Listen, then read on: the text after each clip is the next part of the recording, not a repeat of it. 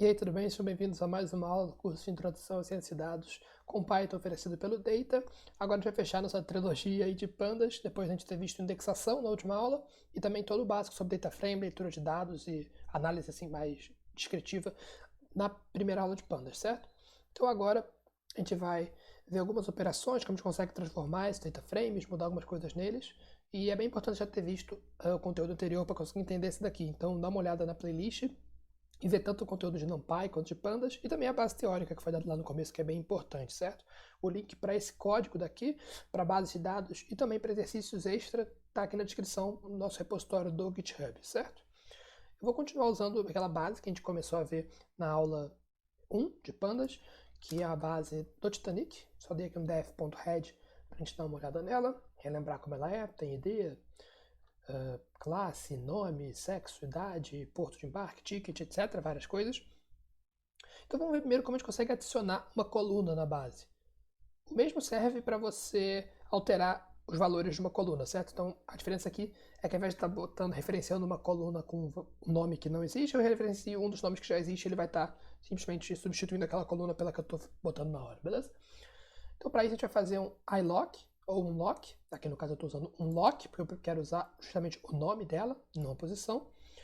Então com esse lock, eu vou querer botar em todas as linhas, nessa coluna daqui, que é uma coluna que eu estou criando. Eu poderia botar qualquer coisa aqui, eu vou chamar ela de coluna aleatória, ela vai entrar aqui no final. Eu quero colocar ela valores aleatórios mesmo, entre 0 e 100, e é bom lembrar que a gente tem que ter o tamanho do meu data frame. Eu botei esse shape de 0, isso aqui vai ser o meu, se você lembra das últimas aulas, 891, beleza? Então a gente vai ter justamente um vetor, para ser mais preciso, um NumPy array aleatório do mesmo tamanho do data frame. Eu faço esse lock, que eu vou botar em todas as linhas nessa coluna nova, e aí eu basicamente vou colocar ele lá. Então vamos fazer isso e executar aqui. Deixa eu ver que agora a gente tem essa coluna aleatória com vários números aleatórios, certo? Se eu rodar isso de novo, essa coluna já existe, mas vai funcionar. Ele substituiu por novos valores aleatórios, ou seja, é o mesmo comando para criar uma nova, é o mesmo para substituir uma que já existe. É só referenciá-la aqui. Perceba que eu usei aqui um lock, ao invés de fazer uma indexação mais direta, certo? Eu poderia ter feito algo assim, você imagina. Na verdade, a recomendação do Pandas é que você sempre use um lock ou um iLock. Eu deixei até aqui uma cópia do link para a documentação, porque nem sempre essa indexação retorna uma referência para a posição original da memória. Às vezes ela faz uma cópia desse data frame na memória. Isso é uma coisa um pouco mais técnica, porque e bem imprevisível no sentido de nem sempre ele vai fazer uma cópia do seu data frame e te dar, às vezes ele vai fazer só um ponteiro para ele, para quem está acostumado com esse tipo de coisa, mas às vezes ele faz uma cópia. Então, se eu pegar uma cópia e alterar o valor dessa coluna na cópia, vai ver ele não vai alterar no meu data frame original. Então a recomendação é você usar esse ponto lock. Inclusive, se você não usar, às vezes ele vai te dar um warning dizendo que você está tentando fazer um assignment, ou seja, atribui um valor para uma cópia. Então, por padrão, para evitar dor de cabeça, use esse lock aqui e lê essa página aqui da documentação. Ela é um pouco densa, talvez exige um pouco de força de vontade, assim, para conseguir entender direitinho o que está acontecendo, mas é um conceito bem importante que pode evitar uns bugs, assim, que você pode ter na sua caminhada com pandas, certo? Mas, via de regra, usa um lock, 2 pontos, porque você vai estar botando em todas as linhas, e o nome da coluna que você quer criar ou que você quer substituir, beleza? Vamos agora ver como a gente pode remover uma linha, certo? Vamos ver aqui. Peguei um drop, certo? Esse drop, eu passo para ele o que eu quero dropar, qual a linha eu quero dropar. Eu vou falar que quero dropar a linha 0, só que eu chego aqui, olha só, a linha 0 continua aqui. O que aconteceu? Esse drop, ele não vai fazer a substituição do próprio data frame. Ele vai retornar um novo data frame com essa substituição feita. Então você tem duas opções. Ou você pode jogar esse data frame para dentro da mesma variável, ou para uma nova variável, que é o mais indicado, para você ter um código que você consegue entender melhor o que está acontecendo. E aí sim vai funcionar. Então olha só. Deixa eu botar um ponto head aqui. Perceba que agora eu dei o drop. Isso aqui vai, essa função daqui, esse método me retorna um novo data frame sem aquela linha e eu estou colocando ele na mesma variável. Agora sim a linha 0 não existe. Beleza? Ou poderia também fazer isso daqui, um drop 0 e passar esse in place. Esse in place significa para a minha função o quê? Não retorna um novo, troca no próprio objeto, beleza? Então, a gente viu aqui que a gente pode criar uma nova coluna dessa forma, com o lock coluna. A gente pode remover uma linha, passando o índice da linha. A gente tem um jeito de remover uma coluna, que é bem semelhante. A gente vai passar a mesma coisa, um drop. Aqui eu vou até fazer do outro jeito, ao invés de, como eu disse, o drop vai retornar uma cópia sem aquela coluna ou sem aquela linha. Então eu vou tirar isso daqui, só pra gente ver o outro jeito. E eu vou botar assim, in place, igual a true. Então o que ele vai fazer é fazer a substituição nesse próprio objeto, ao invés de retornar um novo. E para remover uma coluna, ao invés de eu passar diretamente o índice da linha, né, quando eu quero remover uma linha, para a coluna eu vou passar columns igual, e aqui é a lista das colunas que eu quero remover. Eu só quero remover essa coluna aleatória, que foi a que eu acabei de adicionar. Então, vamos voltar aqui. Beleza, ela saiu. Certo? Então, como a gente pode fazer isso? A gente vai adicionar a nossa coluna usando um lock e passando aqui alguma coisa que é do mesmo tamanho do nosso data frame. Remover a linha, a gente vai usar um drop, passando o índice da linha. Remover a coluna, a gente vai fazer um drop, passando esse parâmetro aqui, columns, com uma lista das colunas que a gente quer remover. E lembrando que o drop, e assim como várias outras funções, ele não vai mudar in place. Ele vai retornar uma cópia com a alteração. Então, ou a gente pega essa cópia e joga numa variável, e segue usando essa variável. No caso, eu usei a mesma. Talvez não seja a melhor prática de programação, mas funciona. Ou você bota esse parâmetro in place igual a true. Ele vai dizer para a função que ao invés de retornar uma cópia com a alteração, fazer a alteração do próprio objeto. Beleza? Certo. Agora vamos continuar com o assunto que a gente viu na primeira aula de pandas e que estava também comentado na aula teórica, que são os valores nulos. A gente viu exatamente como funciona esse comando, né? Do df.isna.sum. O isna vai dizer para cada elemento da tabela, para cada célula, se aquilo ali é verdadeiro, significa que ele é um valor faltante, falso significa que ele é um valor que está presente. A gente soma por coluna, essa soma vai dar para a gente em cada coluna quantos valores faltantes tem, que é isso daqui, né? Coluna idade a gente tem 177, coluna cabine tem 686, embarque a gente tem 2. Beleza. O que a gente pode pensar aqui isso daqui é muito, né? Porque a gente tem algo muito perto do total, que era 890. Um jeito que a gente pode fazer sem ter que fazer essa comparação é dividir tudo isso pelo shape. Essa divisão ela vai ser feita naquele esquema do NumPy, né? Que eu vou estar dividindo cada elemento, porque esse daqui é uma coluna, é um series, né? Como a gente viu na aula passada. Isso daqui é um escalar, é um valor único, é um número.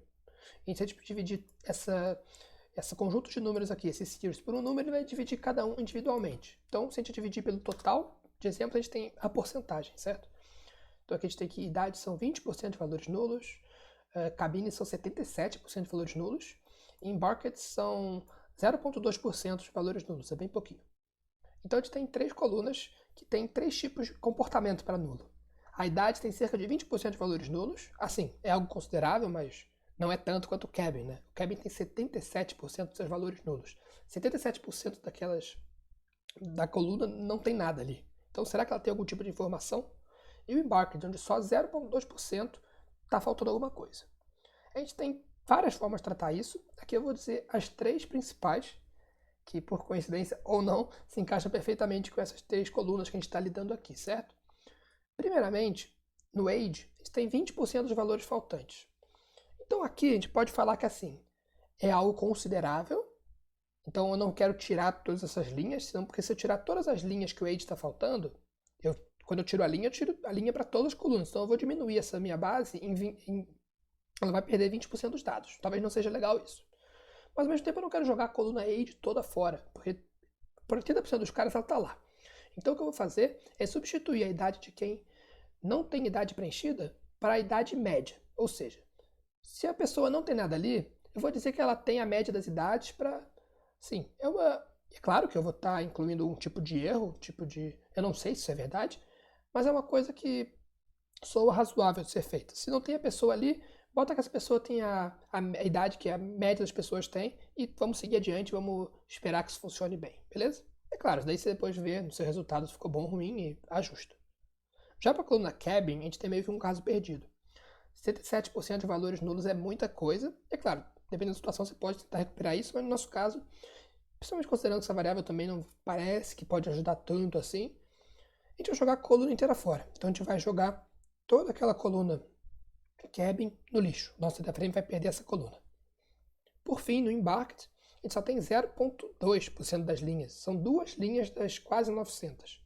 Então o que a gente vai fazer é simplesmente tirar essas 2 linhas. Na data frame vai ficar um pouquinho menor, mas em compensação a gente não tem nem que colocar nenhum valor que não é exatamente certo, botar uma média, nem perder a coluna inteira. Concorda comigo que não faria sentido nenhum de perder uma coluna inteira, ou seja, quase 900 valores por causa de 2 faltantes. Vamos tirar aqueles 2 ali e segue o jogo, beleza? Então vamos ver como a gente implementa cada uma dessas 3 possíveis alternativas para tratar valores nulos. Com a idade, a gente vai usar uma função que chama fillNA.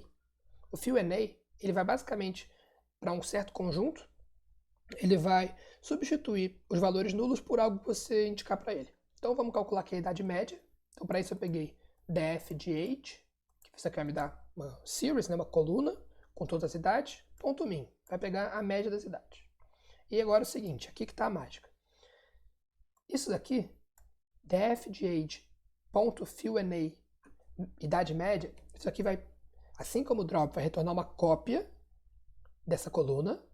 Aqui perceba que a cópia é só da coluna, porque eu estou especificando que é só o age que eu quero.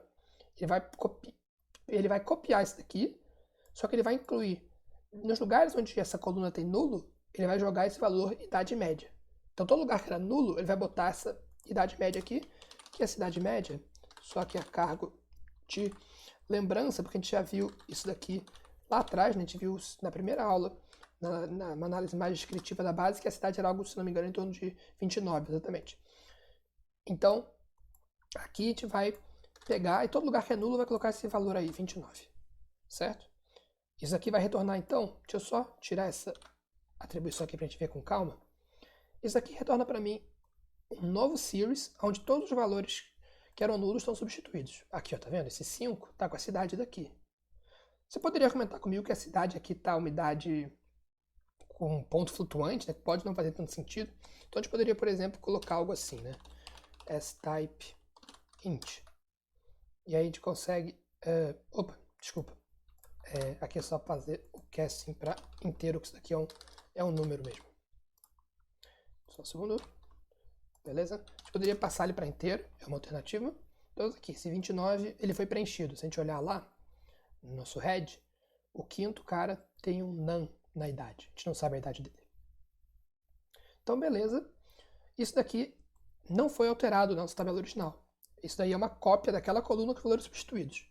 Então, o que a gente tem que fazer agora é justamente jogar para dentro da tabela original. A gente poderia fazer isso, só que como eu já expliquei, isso daqui nem sempre funciona. Pode ser que isso daqui esteja fazendo uma cópia também, eu estou jogando para dentro daquela cópia, que vai estar num lugar diferente da memória do nosso data frame original. Então o que a gente faz aqui é def.lock, todas as linhas, certo? De age. Então ele vai pegar isso aqui, que é uma cópia onde os valores estão substituídos, e vai jogar lá na posição da nossa tabela original, onde aquela coluna deveria estar. Então vamos executar isso daqui. E agora se eu der um def.head, a gente vai ver que funcionou. A gente tem aqui no age, no quinto cara, 29, beleza? E aqui, vamos ver o que aconteceu. Vamos olhar aqui os valores nulos. A gente pode ver que na coluna age, agora a gente não tem nenhum valor nulo. Beleza, tratamos esse primeiro caso. Essa função fillNA, então, ela é bem interessante. Lembrando, ela vai retornar uma cópia.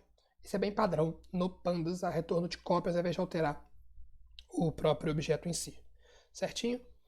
Agora vamos para o dropNA. Como indica, dropNA, ele vai fazer o drop, vai remover valores nulos. Então a gente tem como especificar se a gente quer remover uma linha ou uma coluna. Então vamos começar removendo a coluna. É claro que aqui, perceba que você poderia fazer, por exemplo, um drop da coluna, como a gente já viu um pouco antes na aula. Ia funcionar também, tá tudo certo. Aqui é mais para mostrar que a gente tem várias alternativas para fazer algumas coisas, e usando o dropNA a gente tem até umas alternativas mais legais. Eu vou usar o dropNA para mostrar que a gente poderia estabelecer um threshold. Usando lá o drop normal, botar drop, columns, bota uma lista só com cabin e ele remover aquela coluna e pronto. Mas aqui eu vou usar o seguinte, eu vou usar esse dropNA, eu vou falar para ele que o eixo é 1, ou seja, eixo 0 é linha, eixo 1 são as colunas, beleza? Eu vou falar o threshold, ou seja, você vai remover para mim as colunas que tiverem mais de 600 valores nulos. Aqui eu tenho duas colunas. Perceba que aqui eu não falei em momento nenhum para ele remover a coluna cabin especificamente. Então eu poderia remover a cabin ou a embarked, por exemplo. Só que a cabin é a única que tem mais de 600. Então por isso que eu usei esse threshold, ele vai remover só a cabin. E aqui eu fiz in place, porque, de novo, isso aqui retornaria uma cópia sem a coluna da cabin. Então eu já fiz esse in place para ele alterar a própria variável. Vamos executar isso aqui, visualizar como fica. Saiu a coluna cabin. E agora aqui a gente tem a alternativa para fazer isso com uma linha. Então agora eu quero remover as linhas da coluna embarked com valor nulo. Então o que eu faço?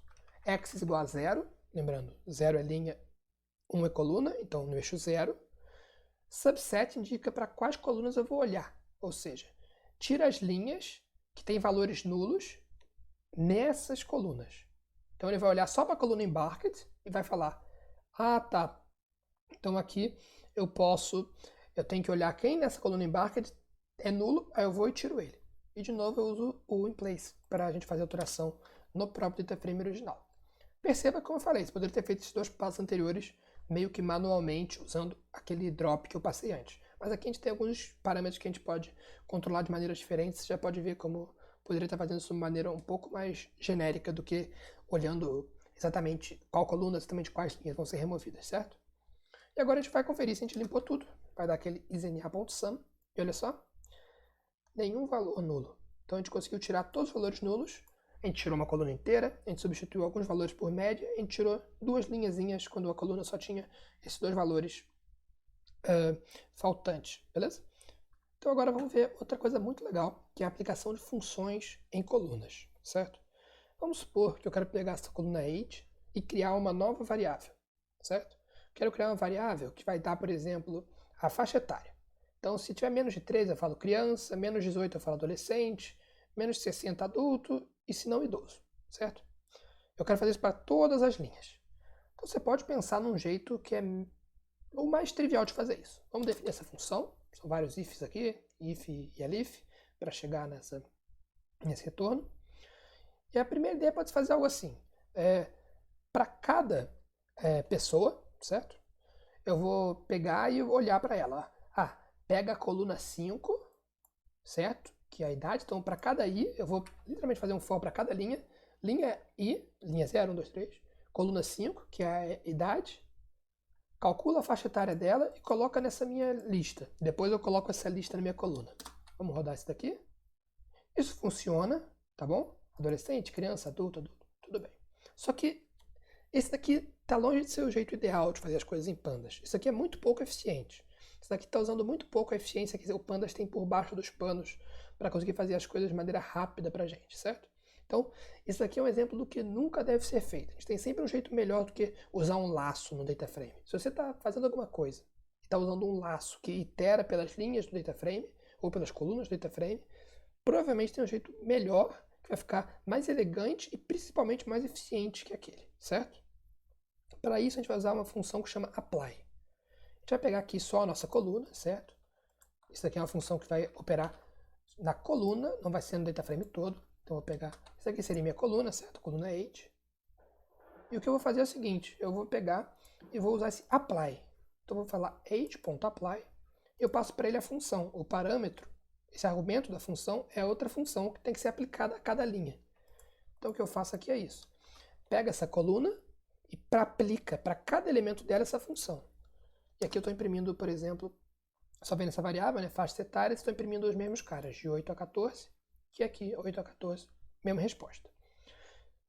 Então tá, então isso daqui, se eu olhar esse faixa etária que ele me retornou, porque eu peguei, isso daqui era um series, certo? Uma coluna, apliquei uma função em cada um dos elementos dela, ele vai me retornar isso daqui. Se eu olhar exatamente o que é isso daqui é outro series, tá, gente? Aqui, opa, series, beleza? Então o que a gente tem que fazer agora é jogar isso na nossa tabela original. Ah, como a gente joga isso na nossa tabela original? A gente já viu isso, a gente vai criar uma nova coluna. Então, def.lock, todas as linhas, o nome da coluna aqui que eu quero, faixa etária, recebe essa series faixa etárias. Vai dar tudo certo, ela tem o mesmo tamanho, vai encaixar certinho. Vamos colocar e ver o head para ver se ficou bem. Beleza. Essa pessoa tem 38, adulto, 26, adulto. Se a gente olhar aqui os 20 primeiros, só para olhar mais exemplos e ver se ficou tudo bonitinho. Ah, esse aqui é criança, tem 2 anos. Esse aqui é adolescente, tem 14. Vamos ver se tem um idoso por aqui. Vocês pegaram a ideia. Então, É o que eu falei, se você está tendo que usar um laço para iterar no seu data frame, provavelmente você está fazendo do jeito menos eficiente e vai ficar pior para você entender o código depois. Então, essa função apply ela é muito poderosa e ela vai salvar muito quando você quer fazer vários tipos de coisa, porque depois você tenta fazer aqui um teste de velocidade, igual eu fiz na última aula de NumPy, para ver como isso daqui vai rodar mais rápido e vai te salvar muito tempo. Pensa que essa tabela não tem aqui 800 linhas. Pensa que ela tem 800 mil linhas, que ela tem 8 milhões de linhas. Isso aqui vai começar a ficar muito, muito ineficiente se você for usar um laço na mão. Usando esse tipo de coisa, essas funções próprias do Pandas, você consegue um ganho de eficiência muito grande. E para finalizar, vamos salvar esses dados que a gente alterou, que a gente colocou essa coluna, que a gente limpou os valores nulos, beleza? Para salvar é bem simples, a gente vem aqui no nosso data frame, tem esse método toCSV. Aí você passa para ele o nome do seu arquivo e tudo bem. Poderia fazer assim sem esse parâmetro index, tá? O que esse cara aqui faz? Não sei se vocês perceberam, esse data frame que a gente usou agora do Titanic, diferentemente daquele outro que eu mostrei na aula passada, onde os índices eram A, B, C, D, aqui o índice era realmente um valor sequencial de 0 até o tamanho da base. Então, esse índice daí, como não tinha nenhum índice, ele vai adicionar esse índice padrão, que é um índice sequencial. Se eu não passar esse índice igual a falso, ele vai salvar essa coluna extra, que vai de 0 até o número de exemplos da base menos 1. Então, para evitar que ele salve isso, que não faz sentido assim, não é o que a gente quer, eu uso esse index igual a false. Recomendo você dar uma olhada aqui e brincar com essa função. Tem algumas outras opções que você pode fazer com ela, mas no geral é só isso daqui. Vou salvar.